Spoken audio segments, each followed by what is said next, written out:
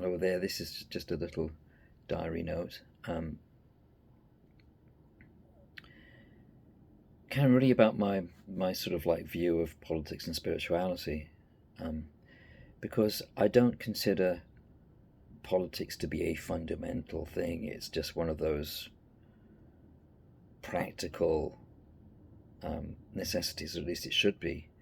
I think the important things in life are far more governed by things like spirituality, and the quality of human relationships. These are the important things.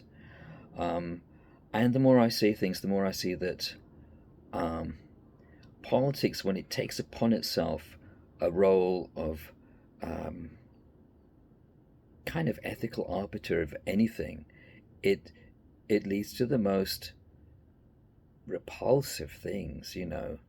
Um, and I think it's got to that point, really, in a way, because of a collapse of spirituality, essentially. So you've got a lot of people who really don't have a spirituality, who don't have a religion, who don't have a connection with the spiritual world. And so what they do is that they reach for all they do have, which is kind of like materialism, politics, maybe psychology, I mean, various things. But the thing is, there's a connection which they don't have. Um, and I see this really exemplified in the uh, really very privileged, middle class, usually white people, the most strident of whom often seem to be women, in fact, for some reason. But they have this constant finger pointing and constant accusations towards other people. Um, and quite clearly, they're just projecting. They, they're the people who throw accusations of racism at other people all the time, at entire classes, especially white working class men. Um, Meanwhile, they themselves, uh, they live in overwhelmingly white, privileged areas, often in gated communities, and uh, the people they meet from other backgrounds and from other countries and of other ethnic groups, they are overwhelmingly going to be professional people, highly educated, yeah. They will be their doctor, yeah, or they'll be their accountant or something, yeah. But they don't live amongst people, and they don't live next to communities, yeah. They have no clue. They have no clue. Meanwhile, the people that they view as racists are the people who actually live and work side by side with all these other people from not just different backgrounds, but different classes, yeah. Because these people can't grasp that. Class is one of those gritty things, yeah, which it's just there. It's just there. It's not theoretical, and these people live in theory, to be truthful. And I think it's a bit of a shame, really. But I think what it does come down to is this thing about spirituality versus politics, because you see the people that get termed racist, they're the people who actually have relationships with all of these other people that they imagine that they're defending, that these privileged people imagine they're defending. Yeah. But they're not defending anybody.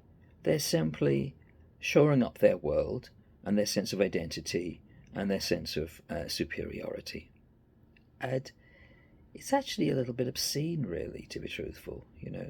But I mean, that's what I see happening an awful lot. You know, they just they're just accessorizing their identities, really, um, which involves them accessorizing their kind of ethical identity, their moral identity, and their sense of superiority. Because really, at the end of the day, the lifeblood of these people is privilege. It's what they truthfully look for all the time. And it simply is that the beliefs that they espouse and the politics they espouse are are are another thing that they can adorn themselves with and signal to other people with, you know.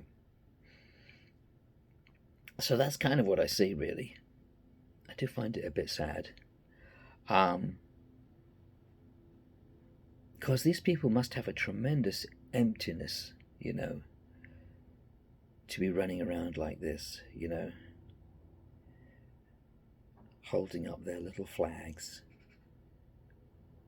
pointing at others, probably discussing this over their dinner party or something, you know.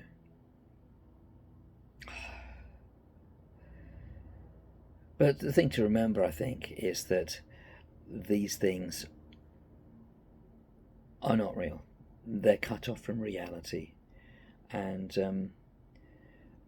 most people, at the basic level, they sort of understand each other. It doesn't mean they're going to like each other. They don't have to, but they understand each other, and that's where we get tolerance.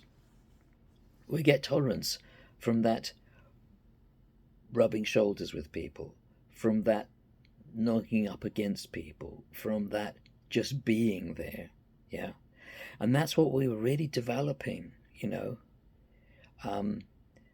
until these people came along with their hysteria and their ideology and their racialized thinking and their completely senseless terms like Islamophobia, you know. They came along with these things. And they have actually, with their horrible little minds, polluted the lives of ordinary people. They've polluted their lives. And they just cause damage. And they have to be ignored. They really do.